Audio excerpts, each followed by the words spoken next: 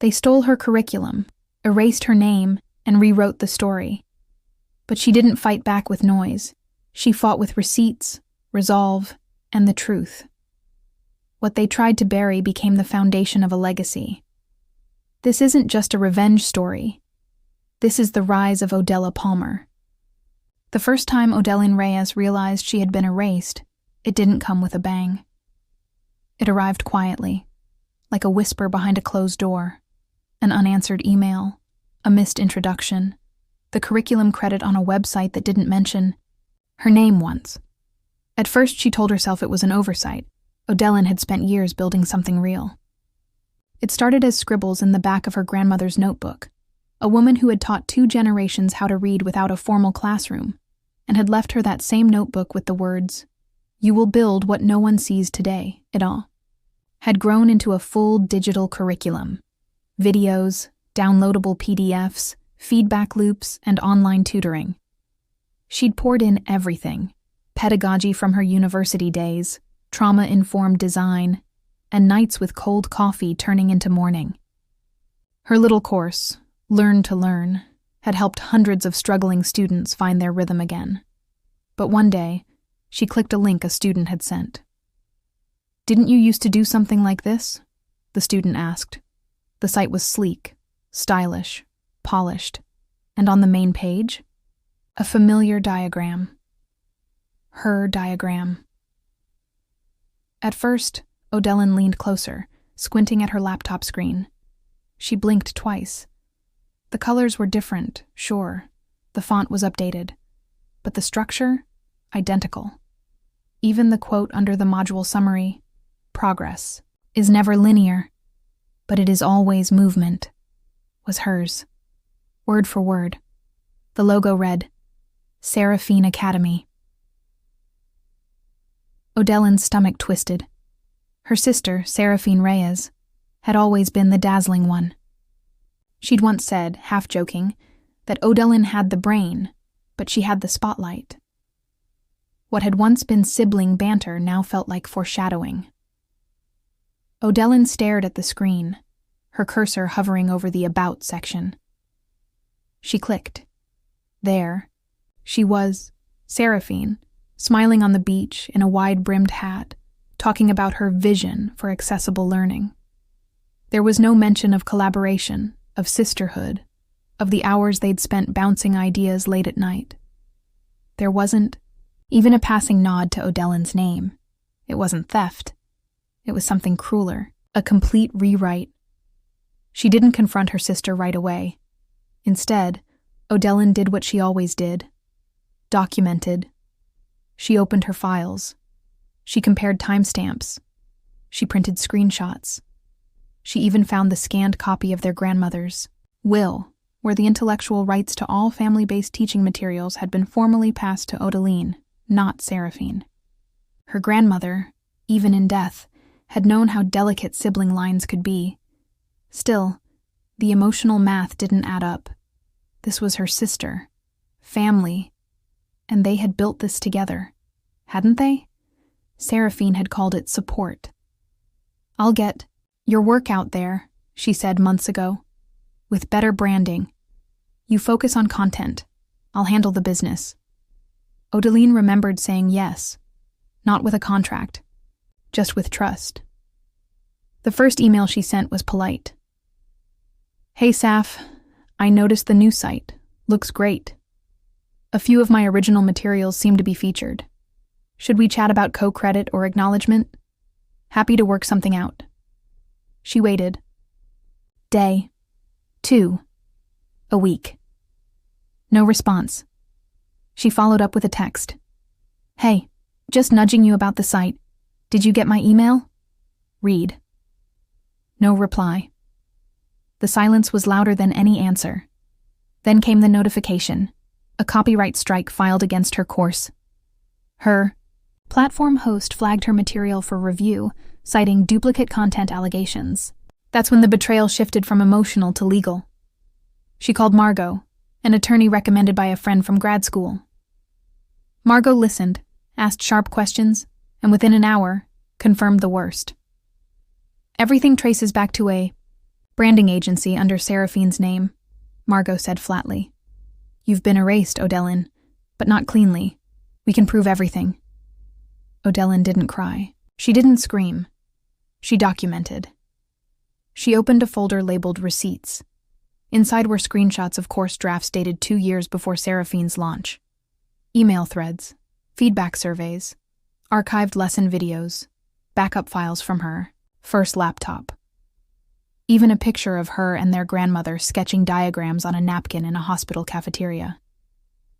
That napkin had the first iteration of what became Module 1. She posted no tweets. No rage, no dramatic calls to cancel anyone. Instead, she drafted a calm email. To all current and former clients, educators, and platforms affiliated with Odelin Reyes, attached are documents verifying ownership of the Learn to Learn curriculum.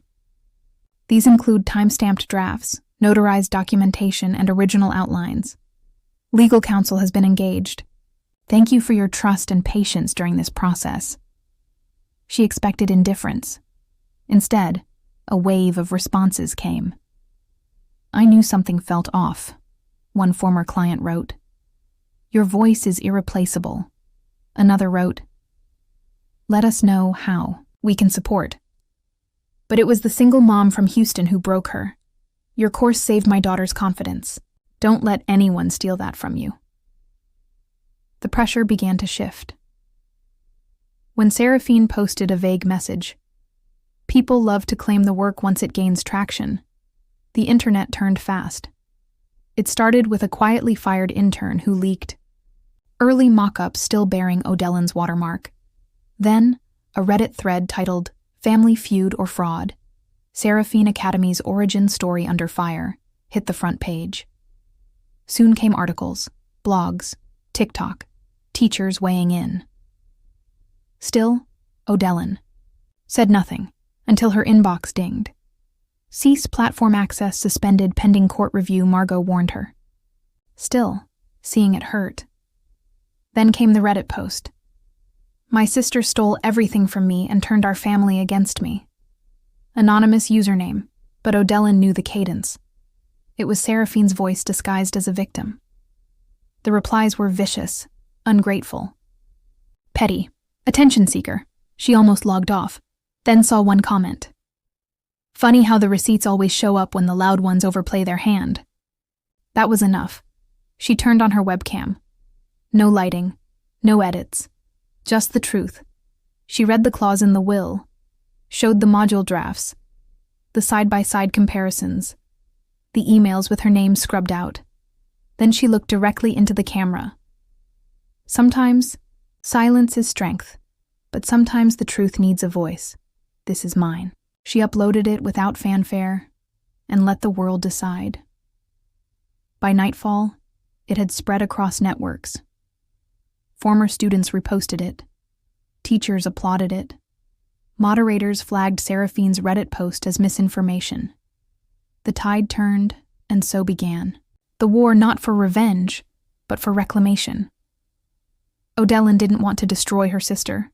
She wanted her name back. Her story is back. Her truth came back. The days after the launch were a blur, hope laced with anxiety. Odella watched as her online course slowly gained traction. It wasn't explosive, no trending hashtags or viral fame, but steady. Tutors reached out, parents asked questions, students sent quiet thank you notes. Her curriculum, built from scratch, in that cramped motel room, had finally found an audience. But the peace didn't last. 3 weeks later, she received an alert from her hosting platform, a flagged copyright complaint. She clicked the link. Her heart dropped. Course content under Review. Potential infringement. Odella's hand froze over the mouse. She stared at the screen. What infringement? She had created everything, every module, every handout, every visual aid. The platform had locked her files temporarily, pending investigation. A notification pinged in. Complaint filed anonymously. It didn't take long for her to piece it together. Just 2 days earlier, Seraphine had launched her platform, The Ivy Path. Polished, branded, loud, and strangely familiar. Odella opened the site. As she browsed Seraphine's glossy curriculum, disbelief turned into horror. It was her content.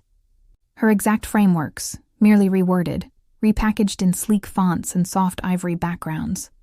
Odella didn't scream. She didn't panic. She reached for her phone. "Margot," she said when her attorney picked up. "It's happened." That night, Odella couldn't sleep. Every sound outside her apartment seemed magnified. She kept replaying memories in her head. The times Seraphine asked innocent questions about her teaching style, the way their mother brushed off her concerns, the way no one seemed to notice when she left family dinners early, hollowed by exhaustion and invisible triumphs. A journalist from an education blog emailed Odella. "We'd like to hear your story. Anonymous, if you prefer." Odella hesitated. Then she remembered the girl she used to tutor, the one who whispered, "They say I'm not college material." So, she said yes. The blog post came out a week later, erased by bloodline, the silent theft of educational labor. It wasn't sensational. It was sharp, factual, devastating in its restraint. It included screenshots, timeline comparisons, and direct quotes from the will. It didn't name Seraphine explicitly, but it didn't need to. And then the emails started. Some were supportive, others cruel, but a few were quiet truth-tellers. I interned at Ivy Path. We used Canva templates pulled from a shared folder labeled Odella Originals. I didn't know what that meant until now. Margot's office began to collect affidavits. Interns, former assistants, even a few contractors, all confirming what Odella already knew. One woman wrote, "She said her sister was too small-time to notice, that she'd make it look more polished. I'm sorry I helped her steal. I didn't realize it until now." Still, Seraphine didn't respond, but her silence became brittle. A month after the hearing, Odella received another notification. Emergency injunction filed. Cease pending. This time, Margot's voice cracked with frustration. "They're trying to bury it. And Reddit's eating it up. She's playing the victim now." Odella opened the Reddit thread. "My sister destroyed my dream business out of jealousy." The username was random. But the phrasing? It was Seraphine's playbook. Make yourself the light, and the other girl a shadow. The comments were brutal. But then, a single comment. "Funny how the receipts always show up when the loud ones overplay their hand." That did it. Odella turned on her camera. No lights, no makeup. Just her voice. She read the will. She showed the drafts. She scrolled through time-stamped files. And then she looked straight into the lens. "Silence isn't strength, if it only protects the wrong story. This is mine." She uploaded it. No music. No edits. Just the truth. Within hours, her inbox exploded. Not just support. Validation. A principal from Dallas. A nonprofit director from Atlanta. A GED student from Phoenix said, "Your materials helped me get my diploma." Even the Reddit mod stepped in, locking the original thread and issuing a correction. The tide had shifted. That night, her mother called. "We're sorry," she said softly. "We didn't know. You didn't deserve that." It wasn't enough. But it was a beginning. And then came the package. A certified envelope. Inside, a 6-figure settlement offer. Rights restored. NDA enclosed. Odella stared at it. Forgive and forget. Just stay quiet.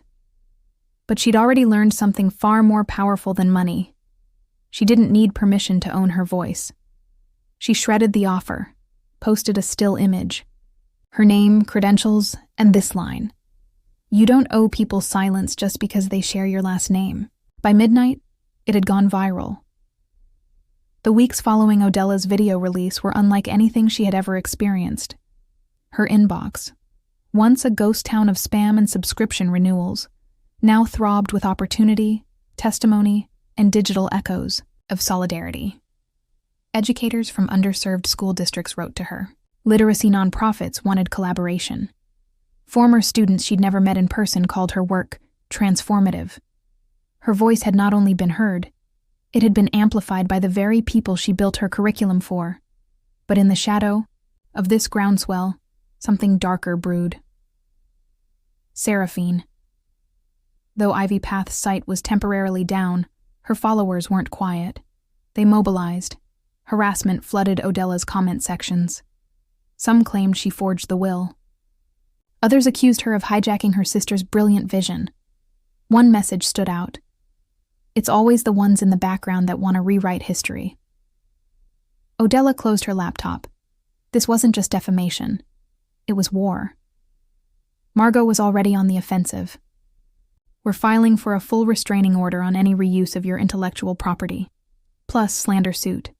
If she wants war, we'll meet her on the battlefield, and we're armed. Odella sat at the edge of her couch, documents spread, like a topographic map of her heartbreak. I want to do more than win a case, Margot.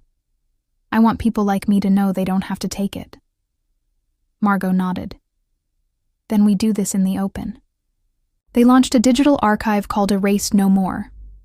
It documents Odella's timeline, will clause, course drafts, and now includes sworn statements from 4 Ivy Path interns and a former business advisor.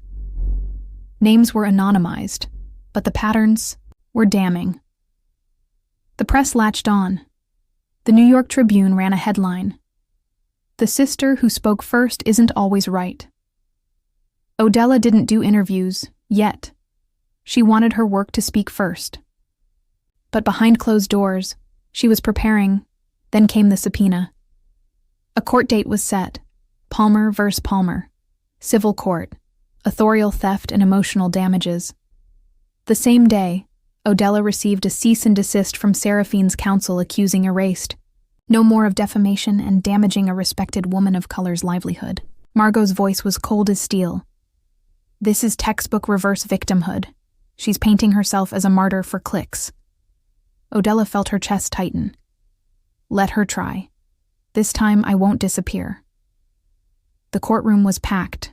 A strange irony.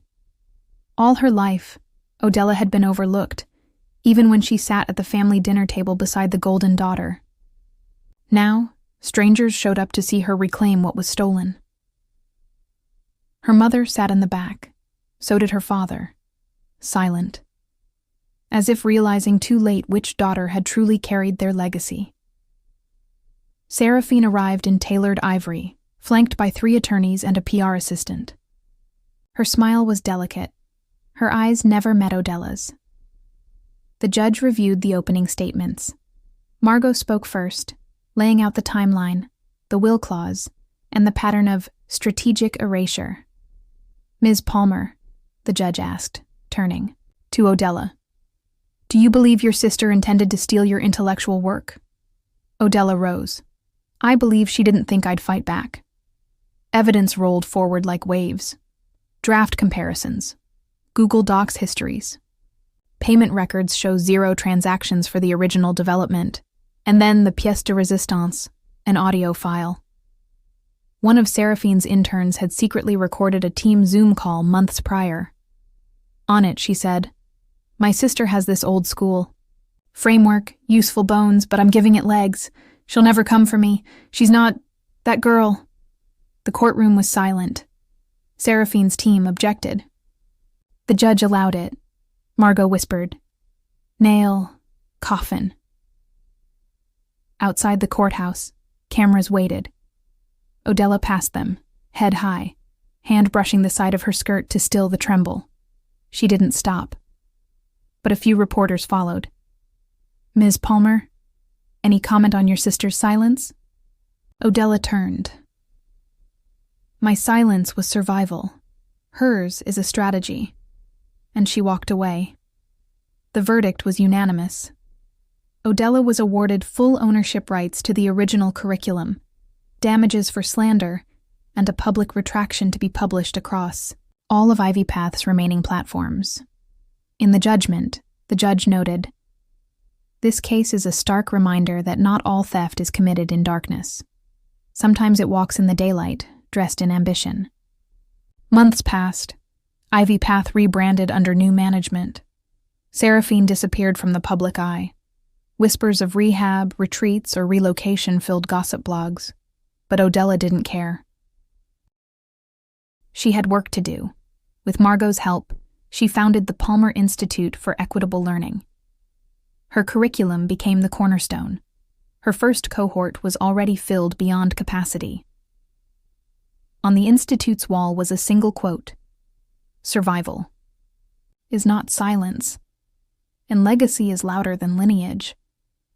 That fall, Odella stood in front of her first graduating class. She looked out at the students, many of them first generation, many of them once told they were too late, too old, too behind, and she said, "The world will try to erase you, correct its handwriting. Let me know when you're ready for part 4, or if you'd like a hook, summary, meta AI prompt, or visual scene breakdown." Odella Palmer stood at the podium of the Palmer Institute for Equitable Learning, watching her first graduating cohort file. In her inner, rows of students, diverse in age, background, and history, filled the hall. Some were in suits, others in jeans, but all had made it through a program born of stolen blueprints and rebuilt on resilience. The applause that filled the air wasn't just for them, it was for her, too. 6 months had passed since the verdict. Ivy Path had shuttered. Seraphine had vanished from public life, her brand dismantled, her name quietly receding into industry whispers. In her place, a new conversation had emerged about appropriation, silencing, and the quiet theft that often goes unnoticed when performed by someone polished and charming. But Odella wasn't looking backward. Her speech began, not with a quote or a thank you, but with a story. "I once lived in a motel with nothing but a used laptop and an internet signal that cut out every hour. I built a course in that room, not because I thought it would be famous, but because I believed kids deserved better. What was stolen from me wasn't just content. It was belief. But belief," she paused, "can be reclaimed." The audience erupted. Outside the ceremony, Odella found herself alone by the courtyard fountain. The sun cast long golden shadows over the stone benches. She reached into her leather satchel and pulled out a folded letter, her grandmother's handwriting still neat despite time. "You will build what no one sees today." She smiled. Not long after, Margot joined her, heels clicking lightly on the concrete. "You ready for your next interview?" she asked. Odella sighed but nodded. "Let's make sure we center the students this time. The story isn't about me anymore." "Not just about you," Margot corrected gently. "But you're still the beginning." Later that week, Odella's inbox pinged with an unexpected message. A scholarship application had been submitted by a student from her hometown. The essay wasn't long, but the final paragraph read, "I want to become the kind of person who builds something real, even if no one sees it at first. Someone like Odella Palmer." She read the line twice, then clicked, approved. But not. Everything was behind her. One quiet evening, as autumn wind rattled her apartment windows, Odella received a letter with no return address. Inside was a single card. No name, no apology. Just 4 words scrawled in what she recognized as her sister's handwriting. "You were always right." She held it for a moment. No anger flared. No satisfaction either. Just stillness. She walked to her desk and placed it, unframed, beside her grandmother's note. Then she returned to work. Months turned into a year. The institute grew. Partnerships have been formed with school districts across the country. A documentary team approached Odella about telling her story. At first she hesitated. But one line from a producer stayed with her. "Stories like yours don't just belong to you. They belong to the ones still waiting to speak." So she agreed. The documentary, Erased But Risen, premiered to standing ovations, and in a post-screening Q&A, when asked what justice meant to her, Odella said, "Justice isn't watching the person who hurt you fall. It's making sure others can rise, even if you never get the apology." Odella walks through the halls of the Institute one late night, barefoot, her heels dangling from one hand. She stops outside a classroom and peeks inside. A janitor has left a light on. Inside, on the whiteboard, are scrawled equations, vocabulary lists, and a quote written in dry erase ink. "The world tried to erase her. She rewrote the ending." Odella chuckled softly, then turned off the light, whispering, "Good night, Nana. We did it." By morning, Margot had already filed the first response to the platform, a counter-complaint with basic proofs. But Odella knew that wouldn't be enough. She opened a new folder on her desktop, Defense Archive. Then, she began, every file, every timestamp, every edit history, cloud backups, archived emails with subject lines like initial curriculum drafts, grandma's will, notarized copy. It was all there. She laid it out piece by piece. Nador. Will was the anchor. Her grandmother had left her more than just a dusty estate. She'd left her intellectual legacy. To Odella, "I grant full rights to all pedagogical frameworks shared in our joint development, including but not limited to our literacy empowerment modules." That clause. Odella printed it, framed it, hung it beside her desk. Seraphine, meanwhile, remained silent. No contact, no denial. But her branding grew louder. Influencers promoted Ivy Path. Hashtags emerged. Elevate with Seraphine. It was calculated. Deliberate. And Odella knew this wasn't just ambition. This was obliteration by design. Then came the ambush, an email from the Education Board. "You are requested to appear at the next compliance hearing regarding a disputed claim over authorship." Margot was furious. "They're trying to discredit you before you even speak." But Odella was calm. "Then we speak louder, with proof." They spent the weekend compiling slide decks, emails, cloud verifications. Every item is labeled meticulously. When the hearing began, Odella didn't walk in wearing battle armor. She wore the same maroon blouse she had on the day she taught her first class at the community center. Her notes fit in one folder. Her hands didn't shake. The board asked questions. Odella answered with clarity. Then Margot stood. "I'd like to introduce documented evidence that not only predates the complainant's business registration by 18 months, but includes original drafts in Odella Palmer's handwriting, time-stamped, notarized, and stored, in 2 separate digital locations." Silence. The board nodded slowly. A woman near the end of the table frowned. "Why didn't you register this sooner, Ms. Palmer?" Odella's voice was steady. "Because I didn't think I needed to protect my work from my sister. It wasn't an instant win. It rarely is." The platform remained frozen. Lawyers shuffled. Papers. Seraphine still hadn't spoken publicly, but the dam had cracked.